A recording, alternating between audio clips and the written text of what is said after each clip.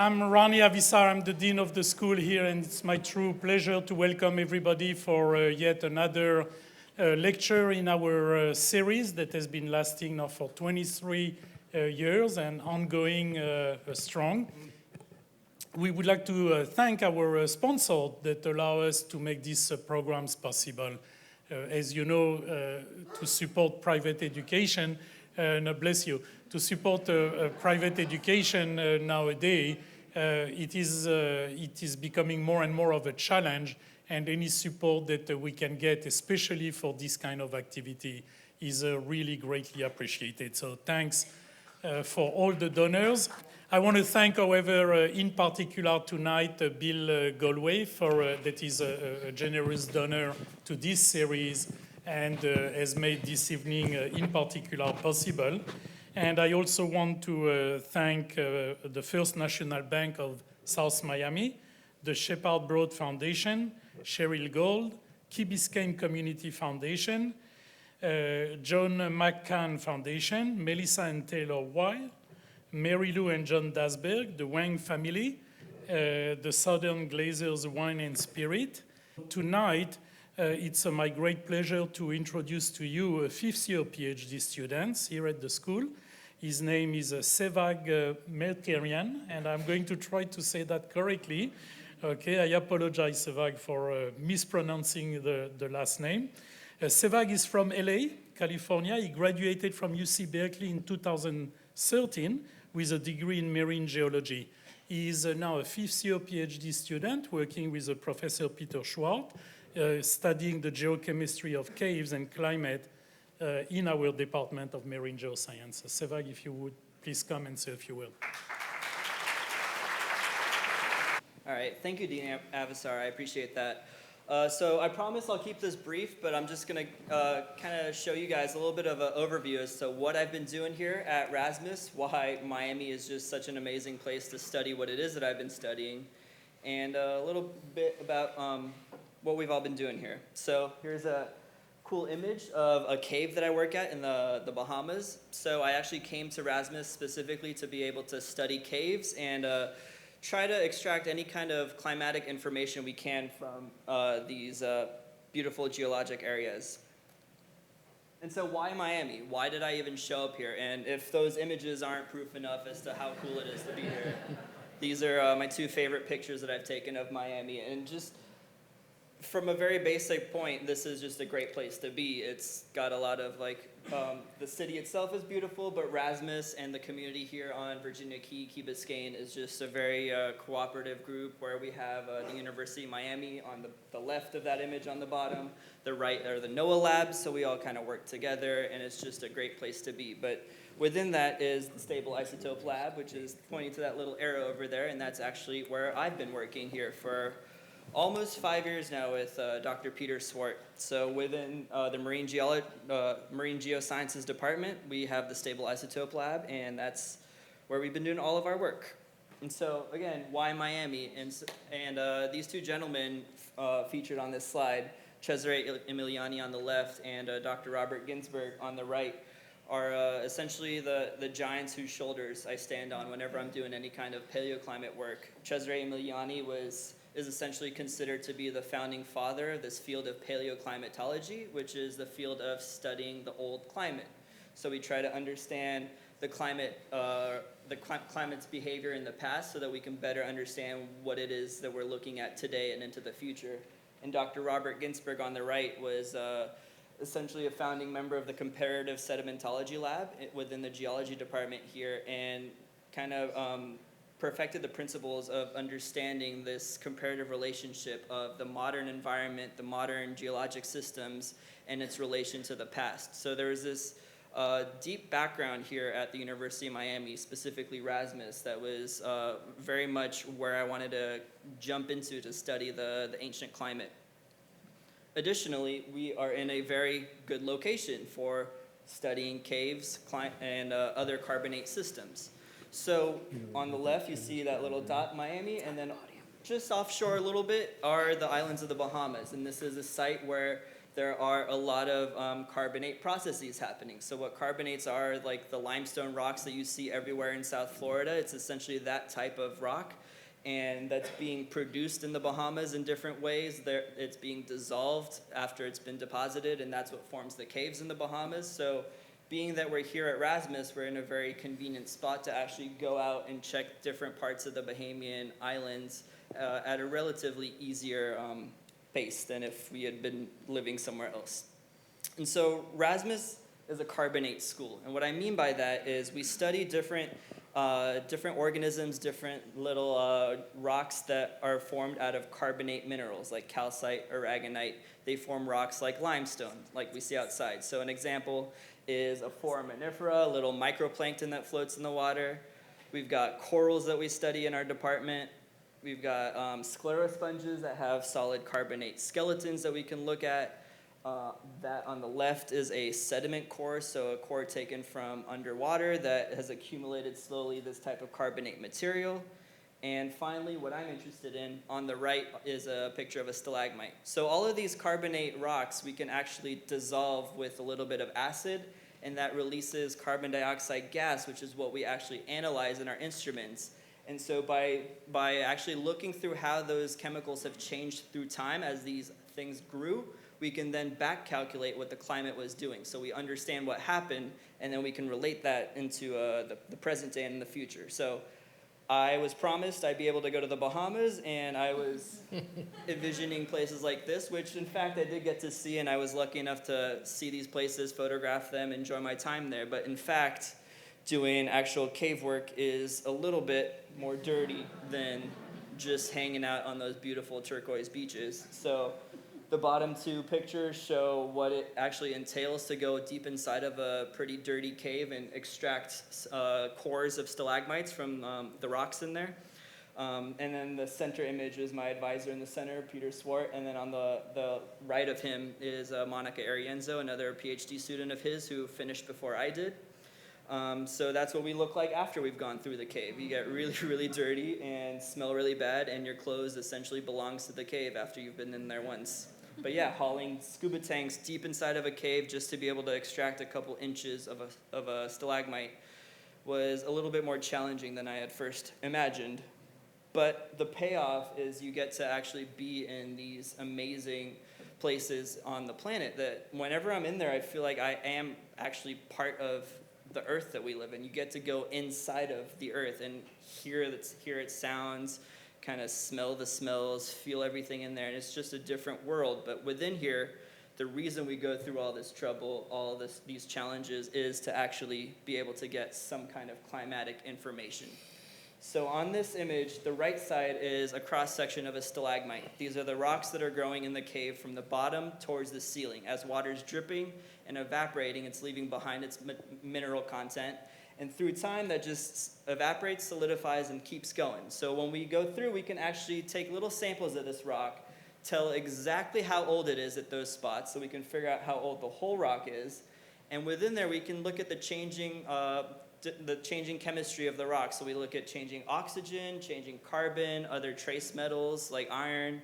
So we look at these, and when we can correlate those changes with actual time periods, then we can build a climate record. So what you're seeing there in the center is a temperature graph that was calculated by making measurements all across the growth axis of that stalagmite.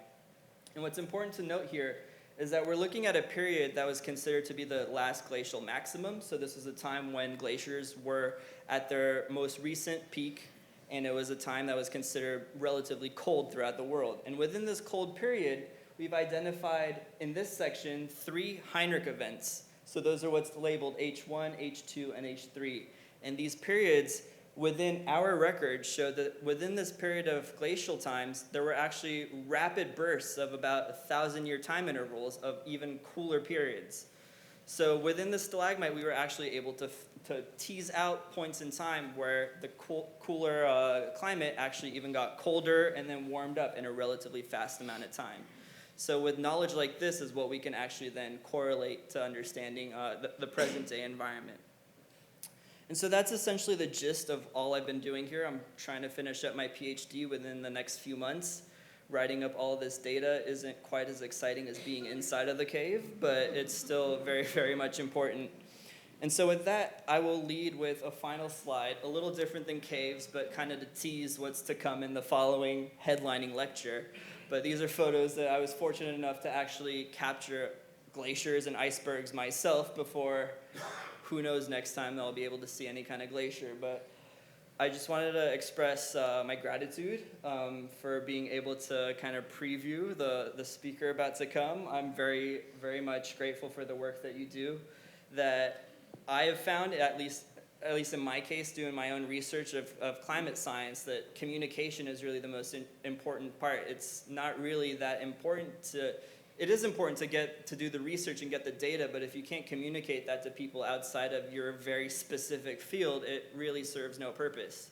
So it's important to have people who have a skill in photography and documentary filmmaking to be able to communicate visually the kinds of things that we only see as squiggles and numbers in our graphs. So I'm hoping that in the future I'd be able to use my photographic skills to kind of correlate my knowledge of the changing climatic world with a way of better explaining to the masses the kinds of things that are expected to see, because normal people just living their everyday lives are not going to be exposed to the changing sea levels or the changing glacial ice sheets. So it's very important that work like this is being done. So I'm very much happy to take any questions, or I'll be around afterwards if you guys have any questions for me, want to come up and talk. But other than that, thank you.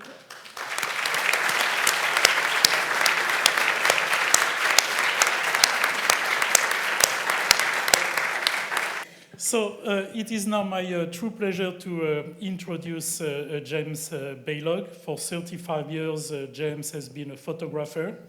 He has broken new conceptual and artistic ground on one of the most important issues of our era, and that's the human modification of our planet's natural systems. He's an avid mountaineer, with a graduate degree in geography and geomorphology. He is equally at home on a Himalayan peak or a whitewater river, the African savanna, or polar ice caps. To reveal the impact of climate change, James founded the Extreme Ice Survey, EIS, the most wide-ranging ground-based photographic study of glaciers ever conducted. He and the EIS team are featured in the 2012 internationally acclaimed award-winning documentary Chasing Ice and in the 2009 PBS Nova special Extreme Ice. Chasing Ice won an Emmy Award in 2014 and was shortlisted for the 2013 Academy Award. It has been screened at the White House, in the US Congress, in the UK House of Commons, and at the United Nations. It has been featured on multiple TV programs. James has been honored with multiple awards, including in recent years the Duke University Leaf Award, very impressive, okay? The Sam Rose 58 and Julie Walter Prize of Dickinson College for Global Environmental Activism, an honorary degree of science degree from the University of Alberta, the International League of Conservation Photographers League Award, and the American Geophysical Union Presidential Citation for Science and Society. James received also the Heinz Award in 2010. In 2009, he served as a US NASA representative at the United Nations Conference on Climate Change in Copenhagen. In 2015, he made numerous presentations on behalf of the National Resource Defense Council on the United Nations Foundation in Paris. Ice, Portrait of Vanishing Glacier, the latest of James' 8th monograph, was published in 2012. Among his other titles are Tree, A New Vision of the American Forest, that was published in 2004, and Survivors, A New Vision of Endangered Wildlife, published in 1990, which were held as major conceptual breakthroughs in environmental photography. His work is housed in dozens of public and private art collections, including the Museum of Fine Arts in Houston, the Corcoran Gallery, the Denver Art Museum, and the Gilman Paper Company. He has been extensively published in most of the world's major pictorial magazines, including National Geographic, Life, and Vanity Fair. James.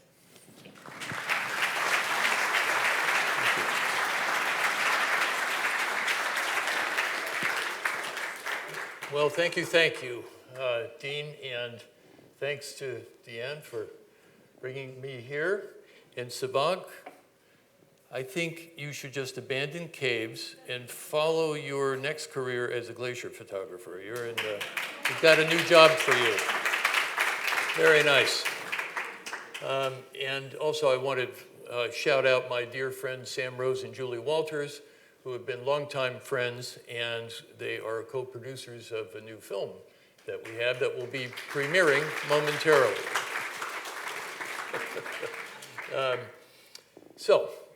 I've got a whole bunch of new material to show you all tonight. It hasn't been seen in public before.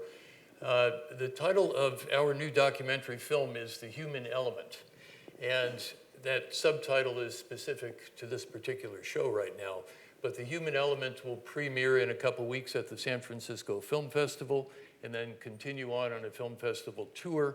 We're operating in the hope and assumption that our sales agent is going to place this on Netflix or National Geographic or Discovery Channel or something over these next couple months. There's a whole process that has to go on that takes a little while. But so what I'll be talking about tonight is a subset of the ideas that are in the film, The Human Element. And I think what's essential to all of this, as we were speaking about before the show, a few of us, is that this work is a combination of art and science. The one thing I'm really struck by, which makes it so much fun for me, quietly and indirectly, to be in a place like this tonight, is that science knows so much more about what's going on in the world than the general public ever realizes. What gets out to the general public is about 5 or 10% worth of understanding, and the public just goes on and thinks about Twitter accounts and God knows what all, and politics and finance and whatever. But scientists know a lot about what's happening in the world. And so I've, for many, many years, considered it my mission and purpose to use the visual arts and storytelling as a way to illuminate the knowledge that's so deep and wide in the human community. So the art is essentially a right brain kind of a thing, and the science is essentially a left brain thing. One is artistic and emotional, one is more rational and analytical. And that schism goes back many millennia in Western civilization.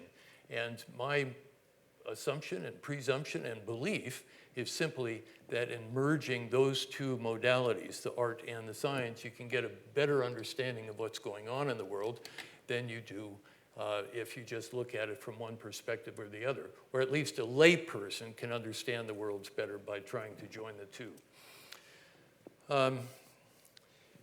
Central to this whole conversation that goes on in this Marine Science Center, as well as in my own work, is that we're talking about evidence. We're talking about rational evidence, rationally received by rational people. And it has been sort of a weirdness of our time in society that all of a sudden we have some ill-intentioned people all around us who are trying to paint science as, and even thoughtfulness and evidence collecting itself as somehow being corrupt and wrong and debased. And I'm here to tell you that for many hundreds of years, the human race has spent a lot of energy, and this goes actually millennia, the human race has spent a lot of energy trying to understand the world works, how the world works. Let me give you one very simple example. What's going to happen if I take this ball and I throw it up in the air? What happens? It comes down, right? It always comes down. And it comes down because of a fundamental force called gravity. That's science. That's not subject to lobbying and political debate and fake news and distortion by people who want you to believe something else. So we're talking about evidence here. And that's what I'll be showing you the pictorial evidence about. Belief systems are valuable things in human existence. I don't deny the validity of them. But belief, to me, is most useful in understanding some big, complicated metaphysical questions to which there are no answers. Like, where did we come from on this third stone from the sun? And where are we going after we're no longer here on the third stone from the sun? There are no rational evidence-based answers to any of that. So belief gives you an anchor for understanding the world around you. But I don't believe that, let me rephrase that. I don't think that belief has any place in altering the nature of scientific evidence and fact. Rational evidence is what science has been so good at.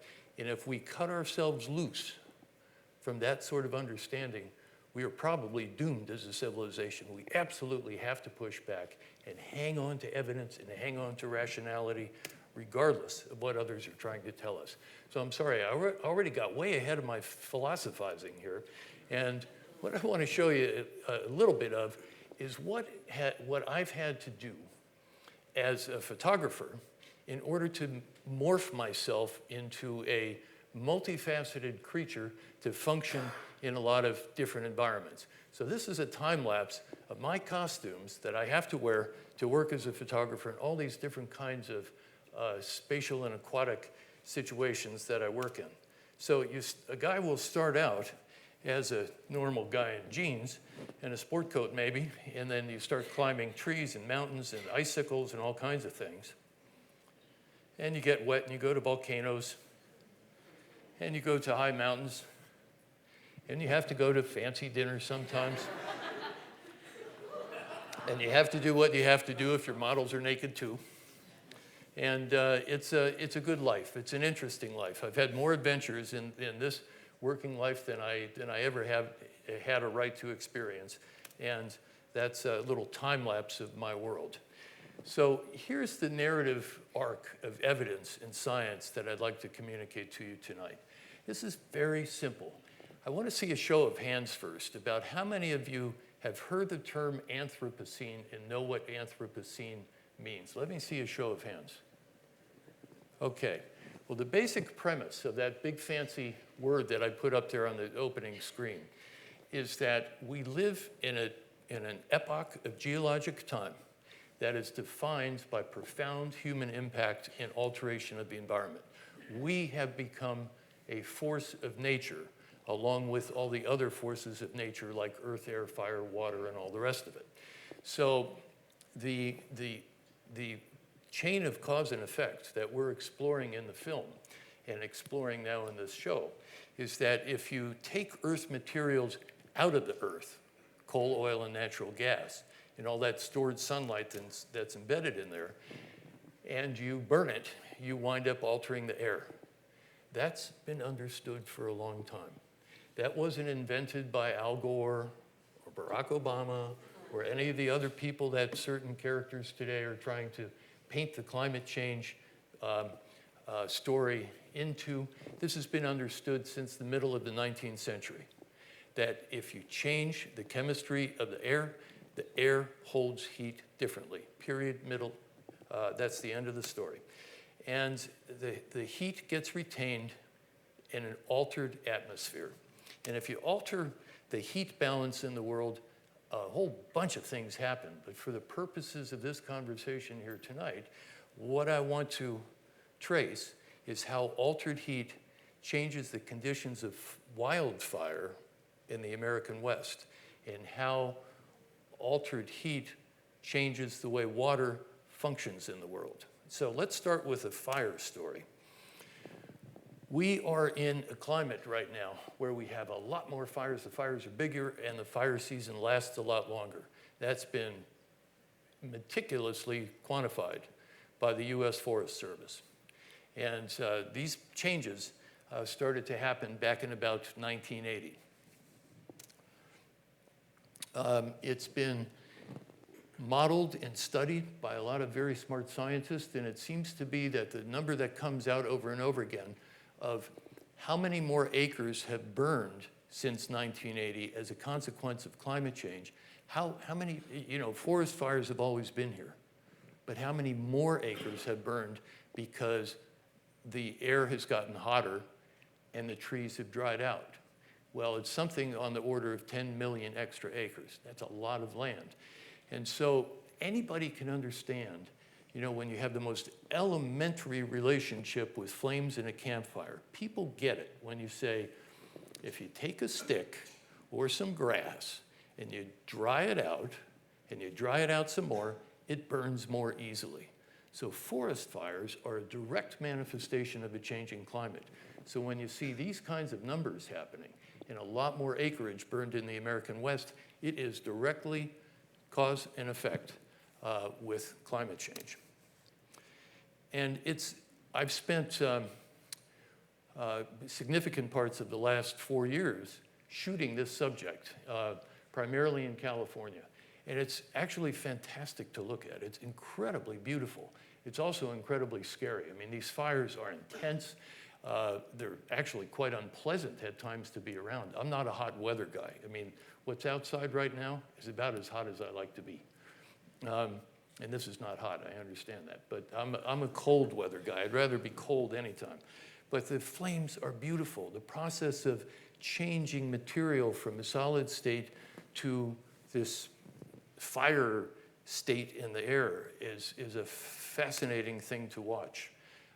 It's also a hard place to work, and it's tough on these guys who are the firefighters. Just to give you a sense of some of the flames, there are some firefighters on the far right, and those are the kinds of flames we were dealing with every day out there on the fire lines. The interest for me in fires came about in 2010 when my own house in the foothills of the Rockies nearly burned down. The fire stopped about half a mile west of our house. It burned 160 homes of my neighbors, and those scars are still on the landscape today. But boy, standing on the deck of my house, watching that wall of flames and that huge pillar of smoke advancing toward us made me think real hard about the connection between climate and atmosphere and human life and what it would mean. And this is in fact one of my neighbor's houses after that fire. And what's left of a motorcycle after that fire. So I'd like to share with you a clip from The Human Element, the movie. And the story that's in the film is divided into 4 segments. It starts with water, then it goes to changing air, then it goes to wildfire, and then it looks at earth materials, and then there's a finale that largely takes place in Washington, D.C. But what you're about to see here is about 1/3 of the wildfire segment from the film. And this gives you a really good taste of what it's like thrashing around out there, trying to engage with the smoke and the flames and what happens. We see the hot shots are heading your way. They're heading towards Santana access road.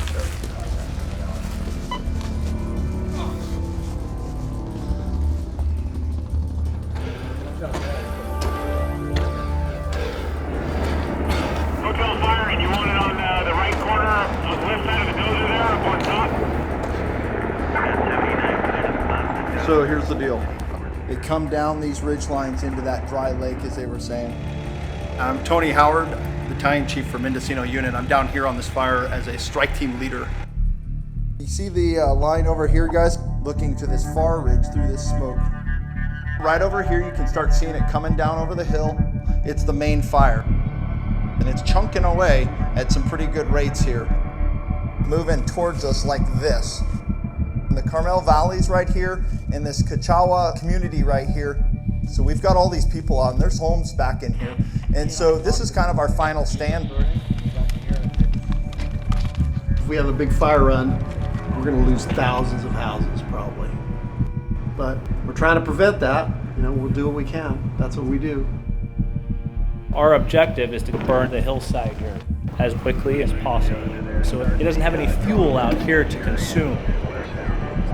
If we don't stop it here, we're talking tens of thousands more acres burned when this is all said and done. Here we go. We cut fire line with this dozer, so we're basically removing fuel away from the fire. We'll scrape off vegetation pretty much all the way down the ridge. Basically, we just strip it down to the bare earth.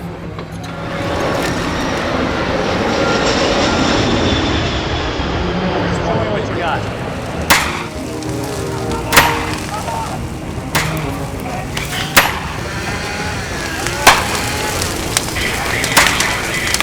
That's what I'm talking about.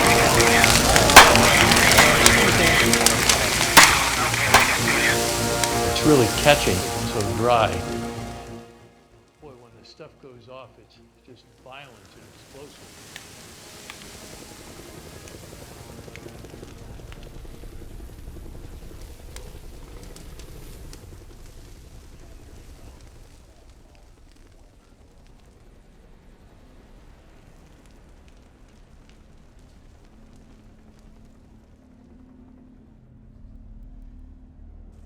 Eyes in the green, guys. Eyes in the green. We all have to stay on our toes because if the wind really picks up suddenly, the embers, the sparks are going to fly behind us and this will start burning. So you don't want to be trapped in here. With being a firefighter, you gotta have a healthy respect. You know, you see flames, you understand this can go that way, it can go that way, it can go up, it can go sideways. Just respect it and maybe live a little longer.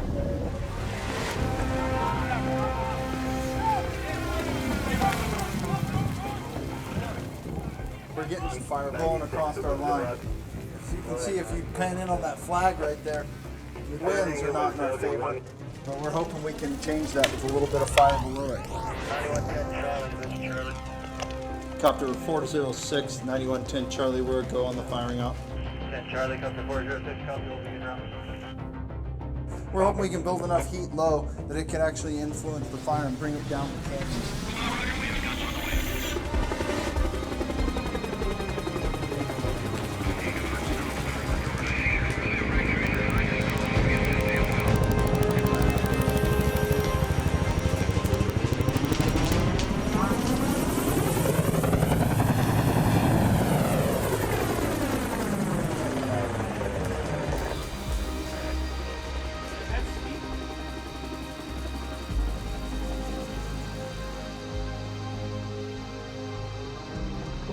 Kind of sense what the animal wants to do.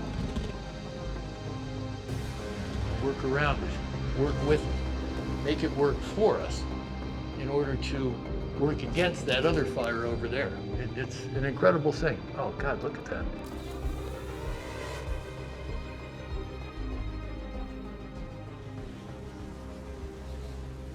This fire down here is taking all the oxygen from us down the hill. You know, it's creating its own storm essentially. So that flag up on the hill there that was just pointing the other way is sucking right back into our fire. Parallel strip. I was hoping you'd say that. Outstanding, thank you.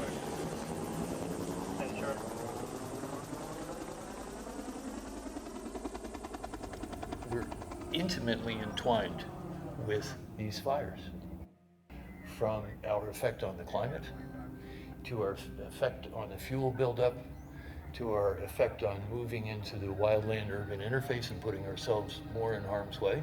It's just one great tangled mess, and it's all intertwined. So before I go on, let me point out a couple of things that are in there. That helicopter shot with the flame dripping out of the bottom, that's actually essentially napalm. That's diesel fuel mixed with a solution that makes it coagulate like Jell-O. And they use that when they have the helicopters, they use that to set some of the backfires and burn out the fuels. So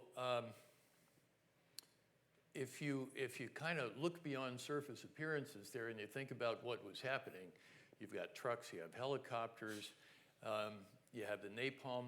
And so what we're doing is forcing ourselves to use fossil fuel power to fight the fires that are triggered by the fossil fuel use. Minor irony in that.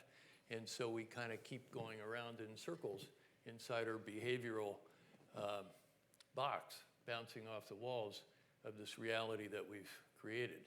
So in those kinds of ironies are embedded all the way through this film, that more or less the things you need to depend on are in many cases causing you harm because of how you're using them. So let's go back to the basic rubric here, and let's go down the water story. And where I want to go starts with a National Geographic story I shot in 2006, and that assignment really changed my life. I subsequently started a project called the Extreme Ice Survey, where we've put time-lapse cameras out at various glaciers around the world to witness, bear witness to, and collect evidence about how these landscapes are changing as a consequence of warming air and warming oceans. We've done 2 other major geographic stories since that time, and I've been in a lot of these glacial landscapes for a lot of years and always found them fascinating, fantastic. I've climbed a lot of mountains from South America to Alaska to the Himalaya and the Alps, and everywhere I go, I just love these landscapes. There are big rivers of ice pouring out of the mountains, and in this case, on the Greenland ice sheet, you have all this meltwater carving this fantastic emerald canyon out through the ice. And the Greenland ice sheet is not one big uniform amorphous mass of snow and ice. It's this fantastically varied place, at least out on the edges where all the ice is melting. And of course, as the ice flows into the ocean, it winds up breaking off these gigantic chunks of ice, known as icebergs, of course. And that's what sank the Titanic in 1912 and causes all sorts of mayhem in shipping in the North even now. And the icebergs, the big icebergs, break up into smaller ones. And it's a landscape of dreams. I've never seen any place so beautiful and so otherworldly as these icy places. But eventually, the icebergs get into smaller and smaller chunks as the seawater smashes them up and the sun's heat affects them. And block by block by block, the ice, the frozen water that was up on land, turns into, guess what? The ocean. And that ocean is sloshing around the whole world. And it's right here at our back door. So what happens in places like Antarctica and Greenland and the Alps and the Himalaya applies to you right here at the edge of these beaches. So having seen all of this in that 2006 story, and frankly before for many, many years, I thought, trying to photograph a glacier in a single frame at a single moment in time simply isn't enough. The things are a changing material all the time, and I need to find a creative tool that would express that. And it's a long story, but in short order, I wound up deciding that I should put time-lapse cameras at various glaciers around the world, guided by scientists who were specialists in different regions, to tell me where the cameras ought to go. And the cameras are Nikons that are put inside these pelican housings that are modified with little plexiglass windows on them. This is all very rudimentary equipment construction compared to the sophisticated stuff I've seen across the way here. But nevertheless, solar panels collect the sun's energy, goes into batteries, and there's a little custom-made computer timer that tells the cameras when to fire. In the very first year of the project, 2007, we put out 25 cameras, time-lapse cameras, Alaska, Greenland, Iceland, Montana, a couple other places. We got up to 43 cameras at one point. We're at right about 20, 22 right now, including some in Antarctica and South Georgia. So these cameras click away every half hour around the clock as long as it's daylight. And we have to go back every year, more or less, to collect the images that the cameras have produced. It's a big project. Lots of people have worked on it, including some of the world's most accomplished mountaineers. You will note the name of that woman up there in the top right corner, Suzanne Balog. That would be my wife. She's been an absolutely devoted member of the ground crew. I couldn't do anything of what we're doing out there in the big wide world without Suzanne anchoring our home, and so on. So it's a big undertaking, and I'm always the guy that's up on the stage, but there's a lot of people who put a lot of talent and passion into this. We have 27 time-lapse cameras out right now, and where the orange sites are places where I've gone around episodically every 2, 3, 4 years and shot repeat pictures from the same positions, same camera positions, to reveal what the changing ices look like. So the basic idea here, just in case I haven't made this obvious yet, is when water exists in a solid form called ice, it means it's relatively cold.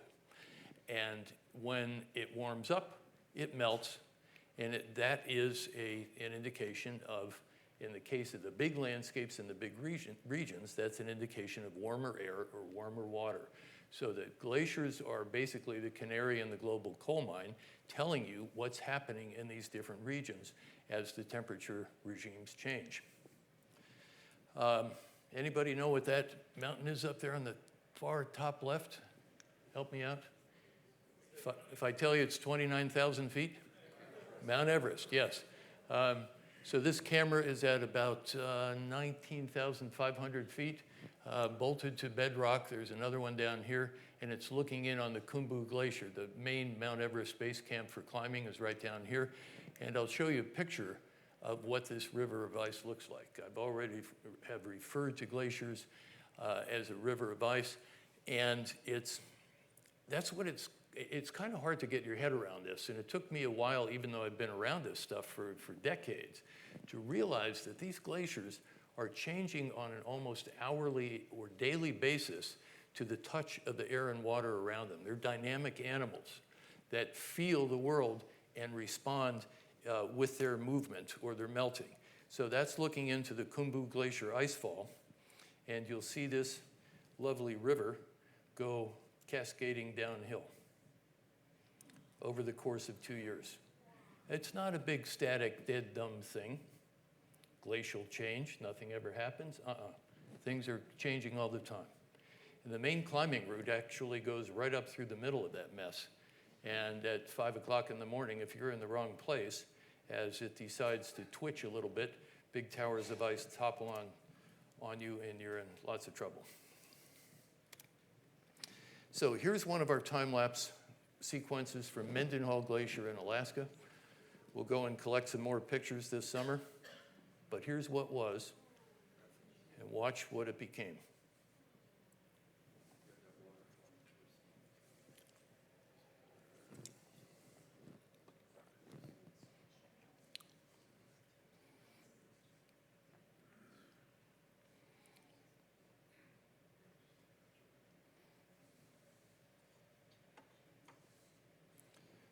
I never really quite appreciated the magic of photography until I worked on this project and realized that it really does truly preserve memory for you of things that are passing. So that's what it became after 10 years. Turn time backwards now. That's what it was. You would never remember that without the photograph. And that's what it became. We expect it to go around that corner in the next couple of years and disappear from the viewpoint of this camera. Okay, here's another example. In British Columbia, there's a big range of mountains along the western side of BC, a lot of mountains. It goes on for hundreds of miles, and lots of glaciers there, and it happens to be one of the most rapidly deglaciating landscapes in the world. The ice is just being stripped off those mountains at a fantastic rate. So here's 2009. Here was September of this past year.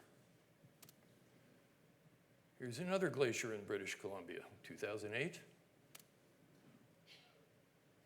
That's what it was in September. I'll go back because it's really hard to get your eyes around this stuff. That's what was. That's what it became, all waterfalls and a lake. Switzerland. The Alps are deglaciating very fast. They happen to have had a big snow year this year, first big snow year in many, many years. And here's what this one glacier, the Trift, looked like in 2006, 2017.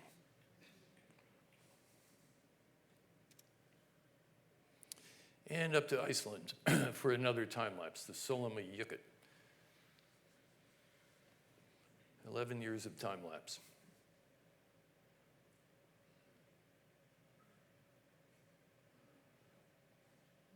It never occurred to me I would watch rivers and lakes forming in the course of this project, at least when I started out. But we're seeing wholesale transformations of these landscapes.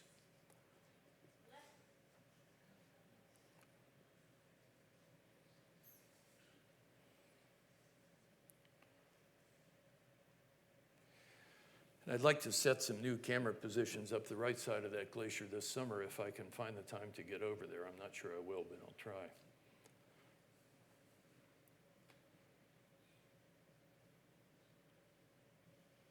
So again, turning time backwards to where the ice was.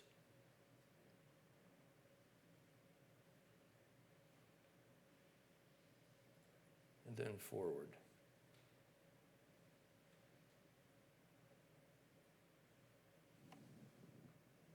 You can talk about glacial recession, you can talk about climate change until you're blue in the face.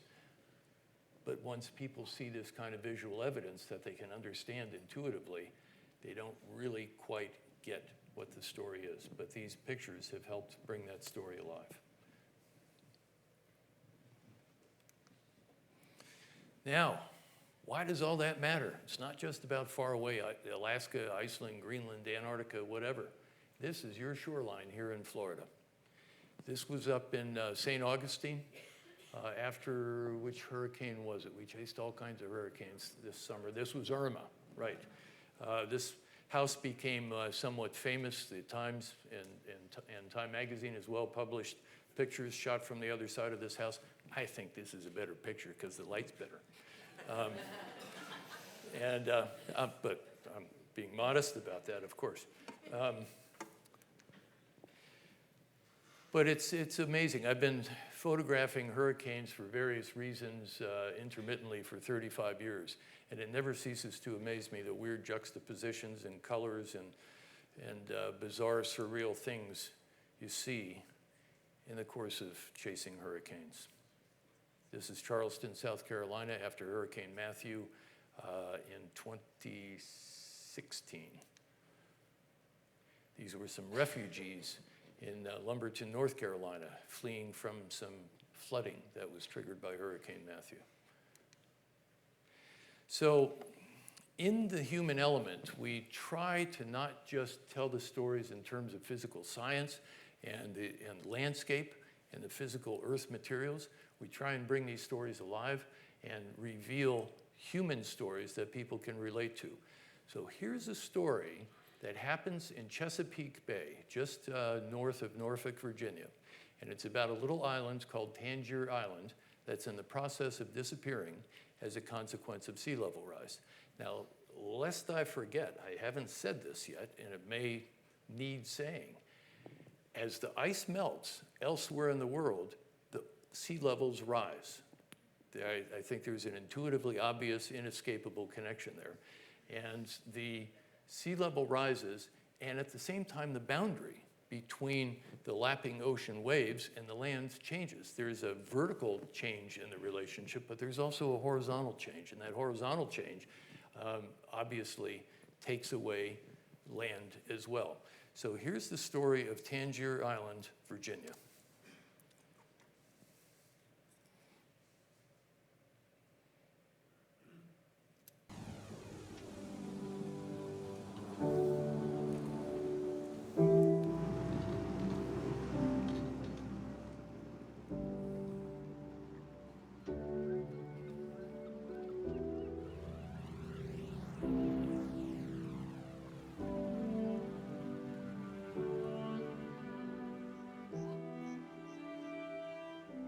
My name is James Eskridge. I'm the mayor of Tangier Island. Come here. First and foremost, I'm a commercial waterman, fisherman, crabber, oysterman. This is the actual shedding tank, and when the crabs shed, they're taken out of the water and refrigerated, and they get a one-way ticket to New York City. My grandfather was a waterman. My father was, I am, my oldest son's a waterman. And I wanted to be so that my grandson can work on the water. And his son, right, come on, get out of here. Get out of here, get. They're a conservative group, just Sam Alito. John Roberts is out here, and Condi Rice, and the skinny one's Ann Coulter.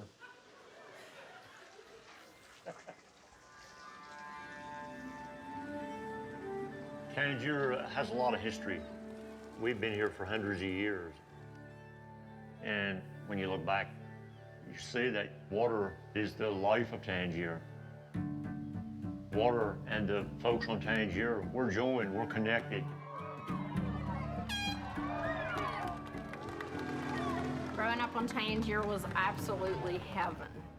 As a kid, we had basically free reign of the island. Almost like, I guess, living in an amusement park because there's always stuff to do. Most of the men work on the water, which starts well before light of a morning, and it can go all through the evening and night. Chances are, every soft crab that you've eaten came from this little place. I'm dependent on bringing in the bounty of the Chesapeake Bay to put food on the table, to put my kids through college, and just to pay the bills. And now it's that same Chesapeake Bay that's threatening to take Tangier away from here.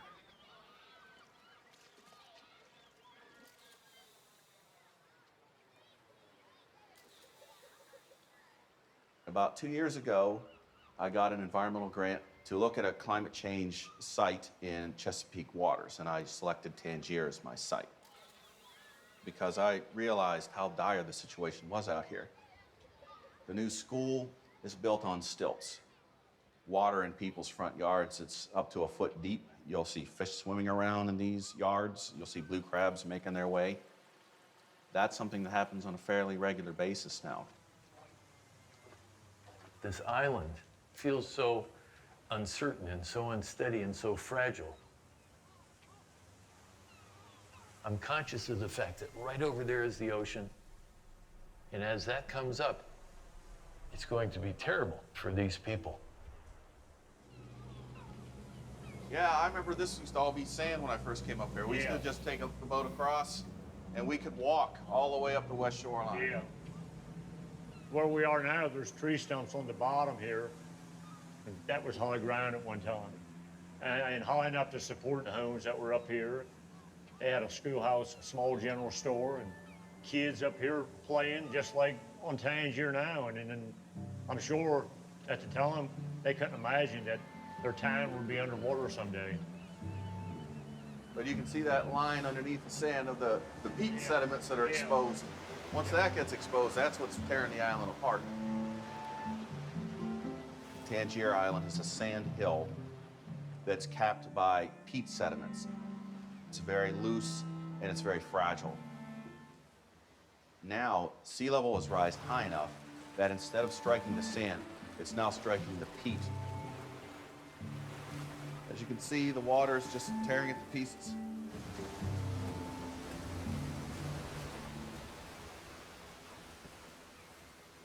When you're walking up here at the site of where the community was, it can be depressing. To this day, you'll still find bone fragments from the graveyards that eroded and went into the bay. Here's one of the headstones from the graveyard. I actually know a guy down on the island. This was his grandmother.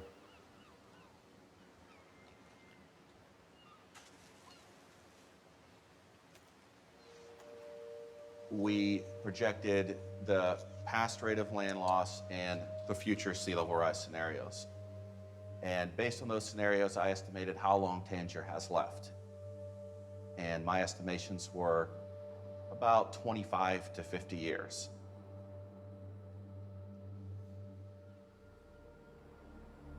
It's not too late. Tangier is savable, but we don't have years to wait. What we need for the government to do is to actually put a seawall all the way around Tangier. Some of the islanders do want basically the whole island kind of ringed in stone. And to do that, it would be just a ballpark estimate, probably around $100 million to protect what's currently unprotected. We need the help, and we need it pretty quick.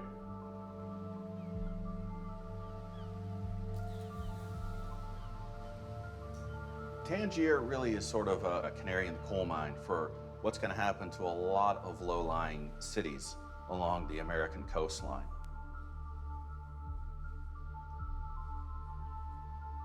You know, a large city like, say, Norfolk or Miami, Manhattan, they can come up with the funding necessary to protect themselves. But some of them, we're probably going to have to relocate. So it's going to be a mix of protecting some areas and abandoning some areas.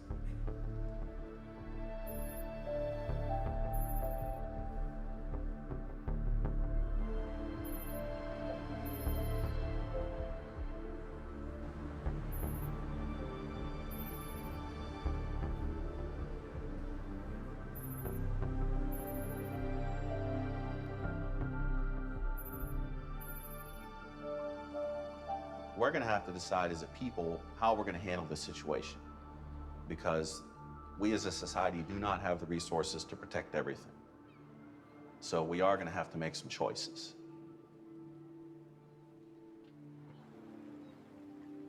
It's easy for people that don't live here to say, well, why don't you relocate? Or, you know, why don't you try to But we find... can't sell nothing to get money to relocate. I mean, who's, yeah, exactly. We'd have to start all over from scratch. And we're a town of watermen. Who's gonna take a load of watermen in? Die-hard watermen. Aging watermen. Yeah, and the older people on this island. When I walk on the beach, it's like I'm taking a trip in my past. But I'm also walking into my grandchildren's future, because we're one storm away from becoming a part of history.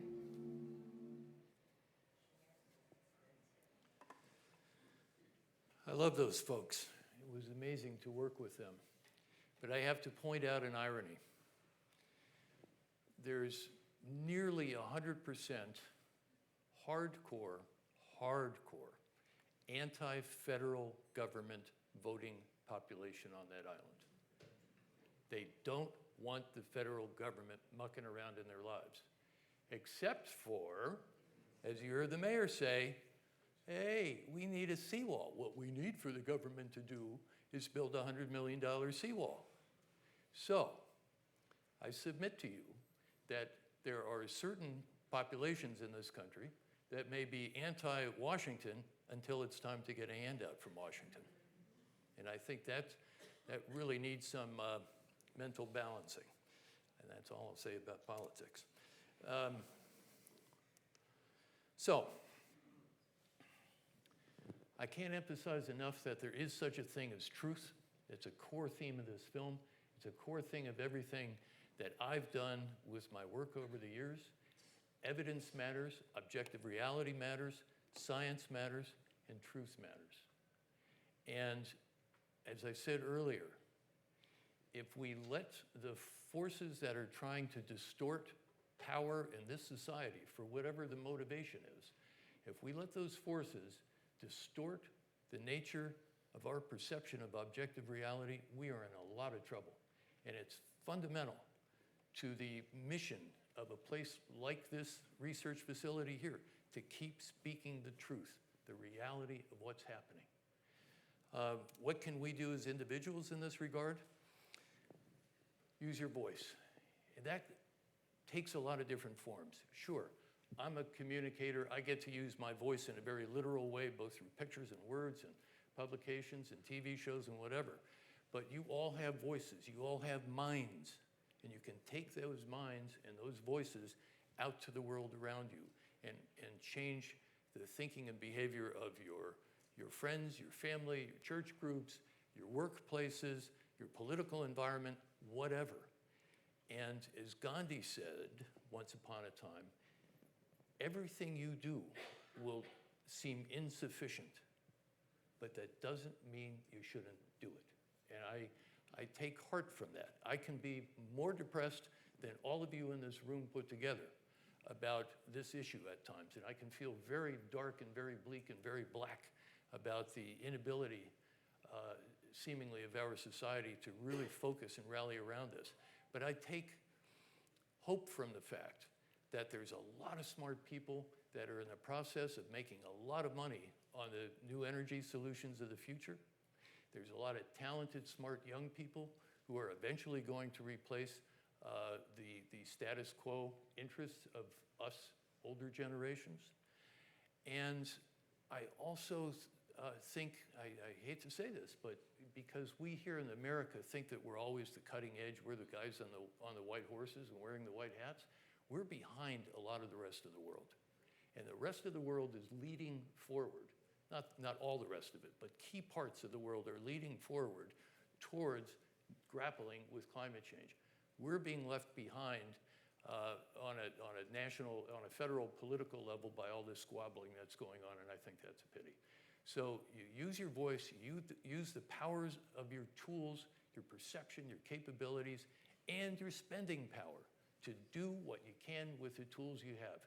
You can buy a hybrid car, you can put solar panels on your rooftop, or you can click off that little box on your utility bill that says, I want to spend an extra $7 or $10 a month or whatever it is here in this utility. I want to spend that money to support renewables instead of buying my energy from a coal-fired power plant. And I say that, I mention coal specifically as the grandson of a coal miner, actually of the grandson of two coal miners, both on my mother's and my father's side. And that's a piece of the story that's in the human element that becomes very complex and very interesting, and I won't bore you with all the details right now. But I think the key thing to remember is times have to change. You have new problems, new possibilities. It requires new technology, new thinking, new behavior. That's where we are right now, and that's what we have to move towards. Thank you.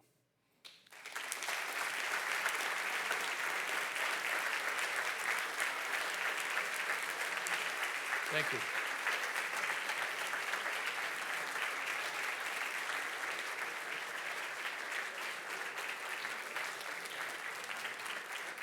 Thank you, thank you. Thank you very much. So I bet there's a couple of questions floating around out here. Yes, go ahead. Yeah. Hi. Just one quick question and then one little more in-depth question. The film about Tangier Island, when was that done? We shot that in September of 2016 and this past November, just 4 or 5 months ago. Okay. Yeah. And before I forget, the film about ice is called Chasing Ice, and it is on Netflix. You can get it on Netflix any old time.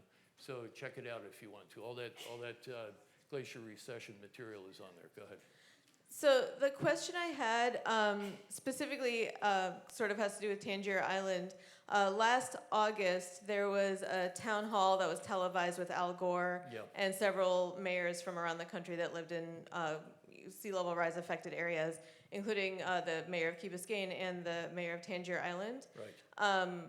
I'm not going to say I remember exactly what he said, but I do recall him being very specifically not, that he admitted that there was like an issue with erosion, but it wasn't due to sea level rise. The mayor has flip-flopped his story several times, depending on who he's in front of, and that's all I'll say. And we've got him on film flip-flopping, depending on what the stimulus is. So then my more direct question is, if you have somebody in a situation like that where they have the evidence essentially right under their nose and don't want to see it, as a science communicator, how do you speak to somebody like that and kind of make them understand or try to like explain it to them? I can't wait to take this film the human element to that island and show them the film. Say, here's what you guys said on camera. This is the story. This is what the Army Corps of Engineers is saying about your situation. And I can't make them change ideology-based conclusions. Nobody can. And that's part of the problem, is certain parts of the human mentality or the human political demographic are beyond rational thought now. They're acting based on hardwired ideology. And it's like, if I believe in X, then I also have to believe in Y, and I also have to believe in Z, and I have to believe in A and B and C, and anything that scientists have to say or pointy-headed intellectuals have to say from Boulder or Berkeley, I'm not going to believe, because those aren't my kind of people. I can't help them. I just can't help them. They're beyond the pale. And I'm doing the best to reach across the aisle. And all of these stories in the film, whether it's working men on the fires, working men in coal mines, working fishermen, they're our attempt to reach across the aisle and say, we understand you guys. I get it. And I sympathize with you. I came from that. I came from that. But it's time to think differently. And if they're not willing to accept the evidence that's in front of them,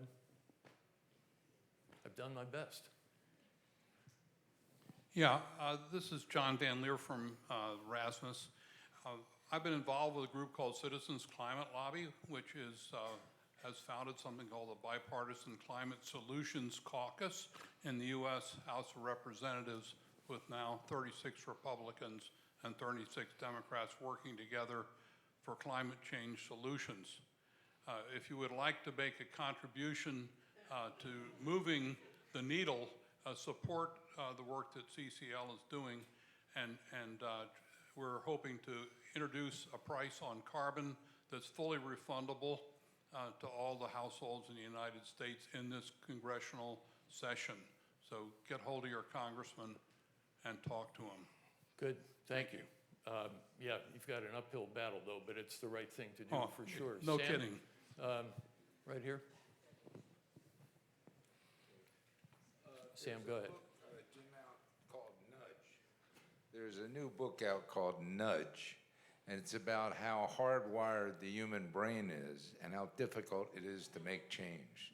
Yes. That we are against change as just in our system, and it's almost impossible. And climate change, since it's such an abstract thing, you don't feel it every day, maybe unless you're in a fire or on an iceberg, but that's how difficult, and that's the Tangier Island mental state exactly. Yeah. Nudge is the name of the book. It just came out. Yeah. However, I will say, has anybody been reading the reviews of this new Steven Pinker book called Enlightenment Now? He's got a fantastic new book out about the psychology of perception and climate. It's been getting widely reviewed. Very smart guy in psychology and social sciences from Harvard. And he, in an interview I read with him just yesterday, he says that we are much more inclined as a species to worry about negative news and be anxious in our dread than we are to reach in response to positive news and positive possibilities. And when I read that, I thought, wait a minute, I get that. That's exactly why over the past 10 years that I've been working so intensively in this climate change field, there actually has been a shift in the public sentiment, even in the United States, about the reality of climate change. It's now like 70% plus to all polls think that climate change is going on. And depending on which poll you read, people think it's that humans have a major role in that, and that's somewhere between 50% and 60-some percent. So it's the fact that the story of danger and attack from hurricanes, from rising sea level, from melting glaciers, intensifying storms, all of that, the fact that that news is finally getting through, I think we're actually nudging the needle. It doesn't happen fast. It's as fast as I would like it to happen. Man, I want like 80% to be on board like tomorrow. It's not the way change happens, but I think we're getting there, and there's plenty of forces pushing back, and the reason they're pushing back is because certain status quo interests, particularly in the energy industry, are happy to say, we like our profits just exactly as they are, and we don't want to share them with other forms of energy generation. And that's understandable. That's how business works. You know, it's this big arm wrestling match between an incumbent and a newcomer, just the way it is. So time will go on, but things change. You know, my friend Richard Alley from Penn State tells a story that I looked up, and I read a whole book about this. But back, I think it was in the 1840s, it was right in that period, in London, they had, there was a big movement towards cleaning up the city water. And the city water was getting polluted from sewage. And they realized that through doing some epidemiology. And so there was a big brouhaha among the London elite. Not that they really cared about people who were what were called the night sweepers, but there was this big thing, oh my God, if we try and clean up the water supply, and we have a different sewage treatment system, those guys who are the night sweepers who come and take the quote unquote night soil out of your house, this was like in little urns where you put the poop and the pee. If we change the sewage system, we're going to put the night sweepers out of business. And they used that as an excuse to do nothing for a while. And then there was another cholera epidemic, and then the city powers that be said, no, it doesn't matter, we have to change. Well, that's we're in some kind of a state like that right now. There's a microphone back here, yes. In James Michener's book, Chesapeake, he talked about Chesapeake Bay being really a drowned Susquehanna River. Yes. From a warming after an ice age. Yes. Is it possible that the human element is accelerating something that's happening already? Yeah, well, there certainly has been some rise of the sea level because of the post-Pleistocene warming. There's no question about it. I mean, especially if you look at those maps, you can see the drowned river channels that were there when the sea level was 300 feet lower and all that water was tied up in ice 18,000 years ago. So what we have is, yes, the human element accelerating the drowning of that coastline. That's precisely what's happening. Another microphone. Okay. So just as a filmmaker, you're obviously showing some very powerful images. How are you turning that to inspire people in a positive light at the end of your film, rather than using those fear tactics, seeing like the melting glaciers and the forest fires? Well, you know, this sector of filmmaking has become known as impact filmmaking. And we're all expected now to be activists and to give impact activism messages. And on the one hand, I think it's a wonderful and noble cause. I think it's important that we do that if we have the knowledge and the understanding. But on the other hand, hell, until 10 years ago, nobody thought any filmmaker or sculptor or writer or painter had an obligation to be an activist as a consequence of something they put in their picture. Picasso painted his fantastic painting Guernica, and Goya did all these pictures of battles in Spain. Nobody expected those guys to go out on the street and go buttonhole the king and the queen and whoever it was in power and say, you know, you got to fix this. You're an artist, for God's sake. You're trying to express what's going on. So that's my rant from one side. Like, I don't think we should have to do that. But in fact, we are rising to the challenge of the activism. And basically, the one thing we know from thrashing around on that particular issue with chasing ice and seeing other filmmakers try and put a call to action at the end of their film, there is no better way to ruin a good piece of art than have this fantastic story and at the end say, buttonhole your legislators, change your light bulb, drive a hybrid car, you know, whatever it is. That's like a complete buzzkill for a work of art.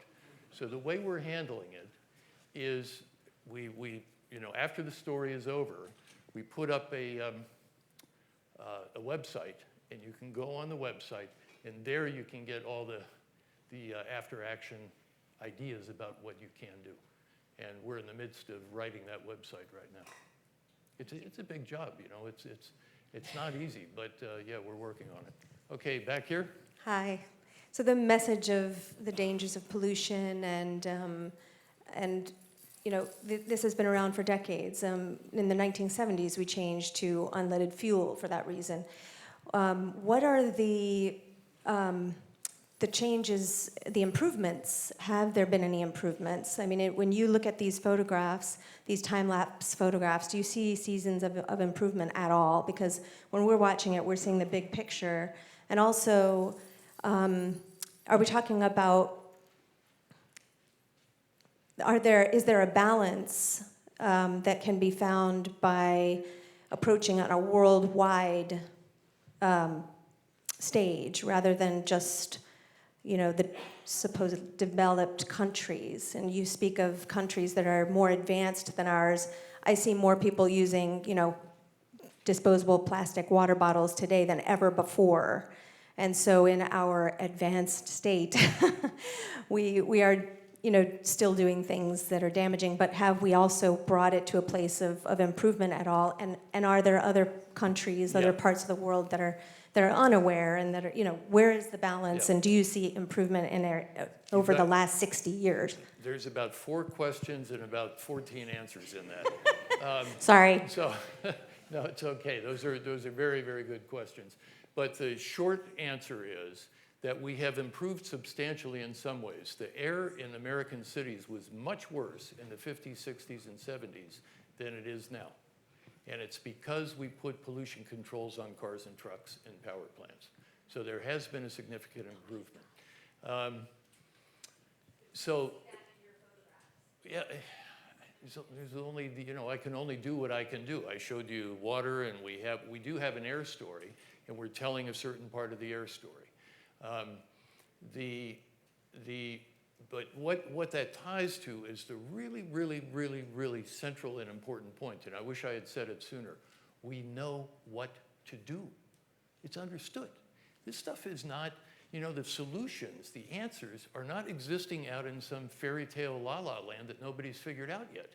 There's thousands and thousands of pages that have been written with these blueprints for what to do about carbon pollution, climate change. We have the capabilities at hand, and we are doing some of it. But we just need to do more. Europe is doing more than we are, and we need to get up to speed. So that's the short, very broad brush answer to your very potentially detailed question. Back here. Hello.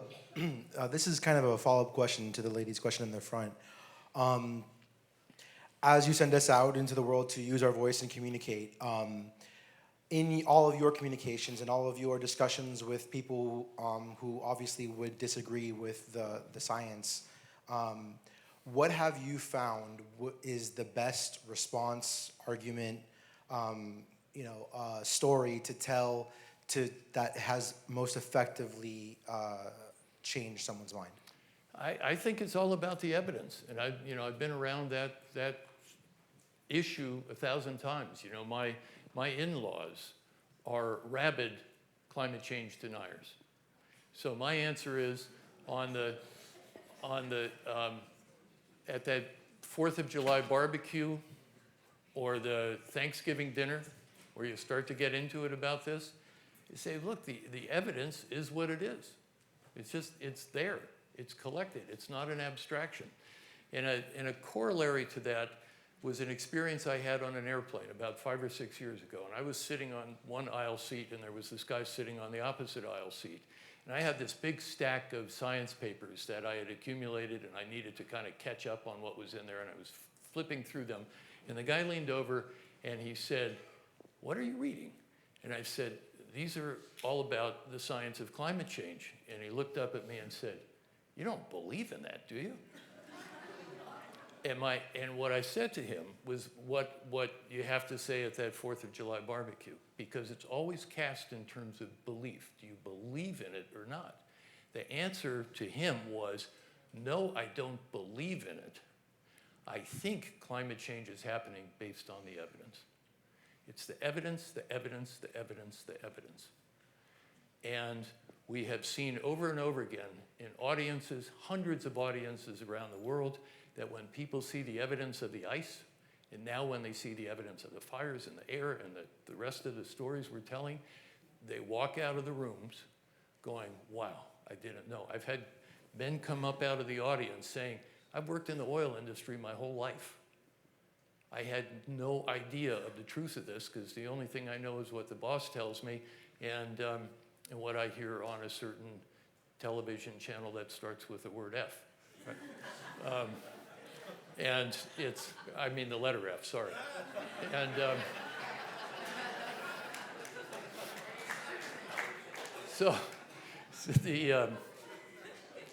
And so thank you for showing me the evidence. I understand it now. It's in comprehensible terms. So one more question, and then I think it's time to go. All right. Okay, our PhD photographer genius. Thank you.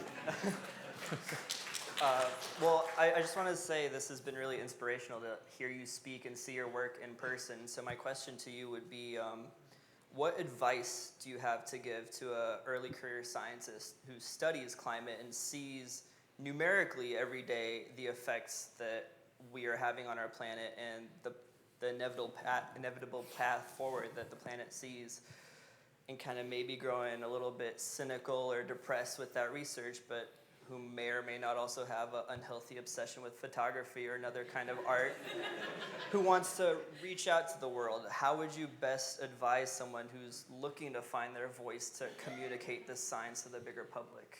Yeah, great question. I would suggest, and I didn't plant him here as the last question, it just happened.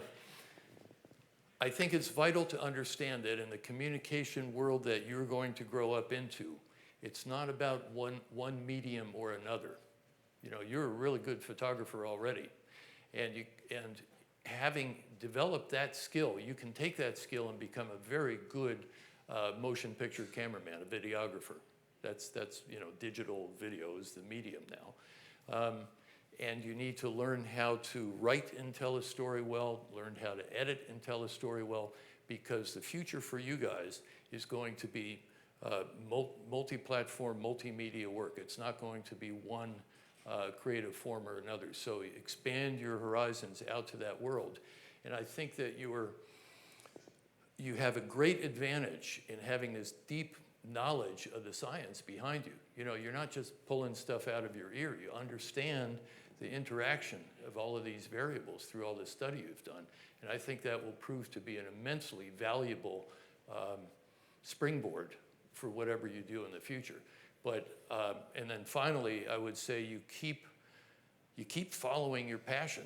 You know, you ought to, if you want to tell stories, I'll connect you with my friend Brian Scarry. Dubélé is almost retired from the underwater photography business. He's getting a bit old, but Brian's still in the thick of it, and he always needs new assistance. And if you know how to dive with Wes Skiles in caves, you can do anything. So you know, get on it. There's possibilities there, and you just kind of keep expanding from where you are forward. And the final point I would say to any students in here, there's not a lot of you. Students, yes, show me. When we were talking about this earlier before the show, you live life forward and understand life backwards. That's an old saying, which is to say that you live it going forward and you don't quite see where you're going. In fact, oftentimes you don't see at all where you're going. You're running blind into the future, but you only understand life looking back at it. And as you get to be the age of some of us old codgers in this room, you understand the patterns that led from A to B to C to D and took you to where you are today. So for those of you who are students, the future may be this big opaque thing and you can't quite see into it, but just have faith that if you follow that intuition in your head and your heart, it'll take you in the right place. So, thank you.